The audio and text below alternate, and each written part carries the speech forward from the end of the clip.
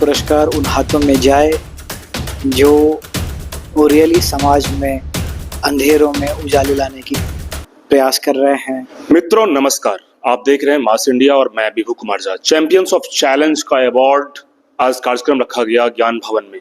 बहुत शानदार कार्यक्रम और शानदार अवार्ड का शो है ये, और ऐसे में फाउंडर हैं हमारे साथ नंदन कुमार झा। स्पेशली सर से आज स्पेशली इंटरव्यू करने जा रहे हैं, क्योंकि जिस तरीके से बिहार से लेकर पूरे देश के अंदर में जो काम कर रहे हैं वो काबिल तारीफ है। सबसे पहले स्वागत है नंदन जी आपको। धन्यवाद बहुत बहुत आपको, आपके दर्शकों को। जी, चैंपियंस ऑफ चैलेंज का जो अवार्ड शो आपने बनाया है काफी ज्यादा सर गौरवान्वित करने वाली बात है, और आपके सर फाउंडर हैं। कैसे शुरुआत किए और क्या मन में ख्याल आया था? देखिए, जैसे मैं कार्यक्रम में भी कहा था कि चैंपियंस ऑफ चेंज ये जो पुरस्कार है, ये एक ऐसा चैंपियंस जो समाज में चेंज लाए, चैंपियंस ऑफ चेंज कहते हैं। ऐसे चैंपियंस ऑफ चेंज को सम्मानित करके, खोज के सम्मानित करना, मैं भी मेरे जीवन में मुझे भी प्रेरणा मिली। मुझे 98 में राष्ट्रीय वीरता पुरस्कार और जीवन रक्षा पदक से राष्ट्रपति जी ने और प्रधानमंत्री जी ने सम्मानित किया था। ये पुरस्कार मेरे जीवन को परिवर्तित किया। अच्छा काम करते हैं, मगर अच्छा काम के लिए जब सम्मानित किया जाता है, पुरस्कार होता है, तो आपको उसकी प्रेरणा मिलती है और अच्छा काम करने का मन करता है। इसी को संजोए, इसी बातों को ध्यान में रखे, यहाँ से हमने 20 साल के बाद, मुझे 98 में मिला, 20 साल के बाद 2018 में हमने चैंपियंस ऑफ चेंज का पुरस्कार प्रारंभ किया। स्टार्ट विज्ञान भवन नई दिल्ली से हुआ। भारत के उपराष्ट्रपति उस कार्यक्रम में आए, वेंकैया नायडू जी थे, और जिस तरह से हमको जो आउटकम होता है इस तरह के कार्यक्रम का, वो अभिभूत करने वाला होता है। बहुत मज़ा आया। लगा कि जो सोच रहे थे वो अच्छा सोच रहे थे। तो नेशनल अवार्ड देते देते फिर लगा कि हमको राज्यों में जाना चाहिए। तो हम पहले महाराष्ट्र किए, फिर तेलंगाना किए, फिर कर्नाटका किए, मध्य प्रदेश किए, हरियाणा किए, अब बिहार कर रहे हैं। बिल्कुल। तो आज सकुशल बिहार का कार्यक्रम भी सफल पूर्वक संपन्न हुआ। बिल्कुल। नंदन जी, कहाँ से बिलोंग करते हैं आप? जन्म मेरा जमशेदपुर में हुआ। उस वक्त वो बिहार का पार्ट हुआ करता था।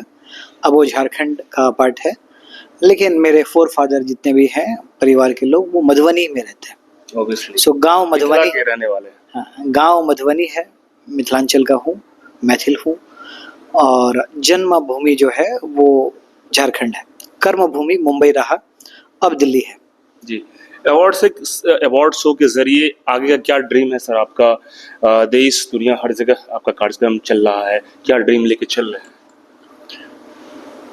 देखिए, सपना है कि ये पुरस्कार उन हाथों में जाए जो वो रियली समाज में अंधेरों में उजाले लाने की प्रयास कर रहे हैं, और उनका प्रयास जो है वो अगर सराहा जाए और सही जगह पर पहुंचाया जाए, तो उसमें अगर हम थोड़ी सी भूमिका निभा सकें, ये अपनी संस्था निभा सके, तो चैंपियंस ऑफ चेंज का ये सौभाग्य होगा। और आज बिहार में वो दृश्य देखने को मिला, जहां एक बड़ा मंत्री, जहां फिल्म स्टार, उनके लिए वो तालियां नहीं पीटी गई जो एक कोचिंग के टीचर के लिए पीटी गई। इतनी तालियां बजी, वातावरण मंत्र मुग्ध हो गया था। तो ये लगा कि समाज में परिवर्तन के नायक हैं, उनको खोजना है, और खोजते खोजते बिहार आना पड़े तो बिहार से चुने हैं। मुझे पूरी उम्मीद है कि इनमें से बहुत जल्द सरकार इनको देखेगी, समझेगी, और देश के सबसे बड़े संवैधानिक अवार्ड पद्मश्री से नवाजेगी। बिल्कुल। आपके ऑर्गेनाइजेशन में चीफ जस्टिस भी हैं, तमाम बड़े डेलीगेट्स हैं, मतलब कि, और नॉन गवर्नमेंट ऑर्गेनाइजेशन है ये, पूरा दुनिया में अपना ये काम करना चाह रही है। तो बिहार के लिए क्या सोच रहे हैं? सब कोई अच्छा ही सोचता है। मैं भी अपने भूमि के लिए बिहारी हूँ, तो बिहार के लिए बहुत बढ़िया सोचूंगा। लेकिन सोचने से कुछ नहीं होता। तो बिहार के लोग बाहर जाते हैं, अच्छा काम करते हैं, लेकिन अगर उस अच्छे कार्यों का बिहार को फायदा नहीं हुआ, तो फिर वो अच्छा कर्म आपके कर्म भूमि के लिए क्या। सो मातृभूमि पितृभूमि वंदना होता है, सो आपकी ये पितृभूमि है। इसके लिए मैं जो कर सकता था कि अगर मैंने अच्छे नायकों को खोज के सम्मानित किया जो समाज में अच्छा परिवर्तन ला सकते थे, तो उसके लिए जब मैं सक्सेस हो गया, जब मैं राष्ट्रपति बुला लिया, उपराष्ट्रपति बुला लिया, पूर्व राष्ट्रपति बुला लिया, इतने राज्यों के राज्यपाल हो गए, तो लगा कि अब ये समय आ गया है कि मैं इस सारी उपलब्धियों को बिहार लेके जाऊं और अपने लोगों के साथ इसको बांटूं। तो आज आपने देखा होगा कि पुरस्कार के अलावा इसमें कुछ भी और नहीं था। बिल्कुल बिल्कुल। डिस्प्ले में मेडल थे, डिस्प्ले में सर्टिफिकेट था, डिस्प्ले में अवार्ड लेता हुआ फोटो था, डिस्प्ले में केवल अवार्डीज थे। ये बताता था कि एक ही पुरस्कार के लिए एनडीए और इंडिया दोनों पॉलिटिकल पार्टी के सर्वोच्च लीडर्स आते हैं, आम पुरस्कृत लोगों के साथ बैठते हैं और वो पुरस्कार लेते हैं। भारत रत्न भी लेते हैं, पद्म विभूषण भी लेते हैं, पद्म भूषण भी लेते हैं। और एक आम कार्यकर्ता, एक आम लोगों को जब मिलता है, जैसे आज खान सर थे, उनको सम्मानित किया, मैं यकीन दिलाता हूँ कि आज भारत रत्न को भी सम्मान मिला, पद्म विभूषण सीपी ठाकुर जी को मिला, भारत रत्न विंध्यश्री पाटिल, इसको क्या नाम था इनका, कर्पूरी ठाकुर जी को सम्मान मिला।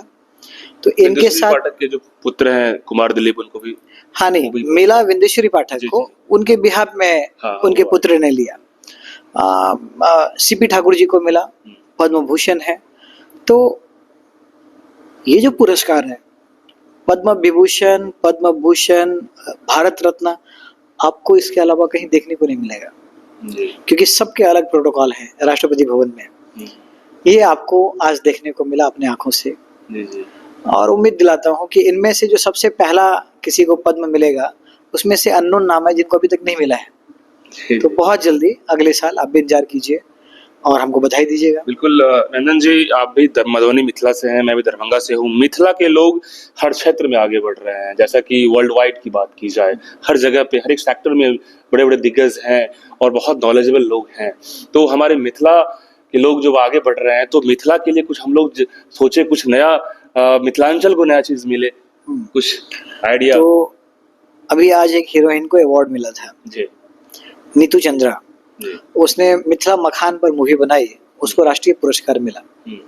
अपना काम है उसके इस कार्य को प्रोत्साहन देना, समाज के सामने लाना, पुरस्कृत करना, ताकि उनको ये प्रेरणा मिले, क्योंकि इस तरह की मूवी कमर्शियल हिट नहीं होती, आपका जितना लागत है वो भी नहीं निकलता।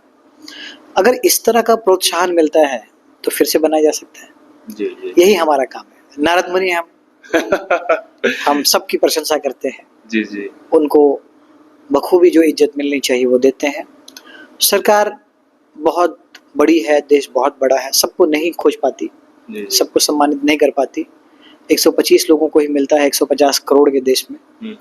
तो जो बच जाते हैं और लायक हैं, हम कोशिश करते हैं उनको खोज लेने की। आपकी ऑर्गेनाइजेशन जिस तरीके से काम कर रही है, तो कहीं ना कहीं डोनेशन भी लोग दे रहे होंगे आपकी संस्था को, इतने बड़े कार्यक्रम को एस्टेब्लिश करने के लिए, सपोर्ट करने के लिए, लोगों को मनोबल बढ़ाने के लिए, क्या? देखिए, जो डोनेशन देता है, जो स्पॉन्सर करता है ना, वो बहुत कमर्शियल लोग होते हैं। वो बिहार में तो इंटरेस्ट लेंगे, दिल्ली में इंटरेस्ट लेंगे, मुंबई में इंटरेस्ट लेंगे, दिल्ली में लेंगे, वो बिहार पटना में इंटरेस्ट नहीं लेते। अच्छा। तो ये हमारे लिए बहुत चैलेंजिंग होता है जब इस तरह के क्षेत्र में आना है, करना है, जहाँ कोई प्रायोजक तैयार नहीं होते, तो आपको अपने जेब से पैसा खर्च करना होता है।